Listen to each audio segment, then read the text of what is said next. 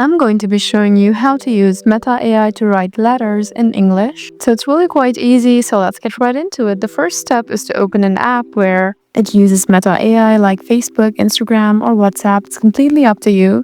I'm just going to be using Facebook, and for Facebook, you need to make sure you have downloaded Messenger because it cannot be done without Messenger. Just open it, it's right there, and open your Meta AI chat. And now all you need to do is write down the prompt. For example, you can write it something like this. Write a formal letter or a job application letter for a high school. Make sure it's really detailed to make complete use of it. School graduate applying for a cashier position. Just send it and it'll create a letter for you. So as you can see, it has created a sample job application letter and it is in English. So you can just copy and paste this.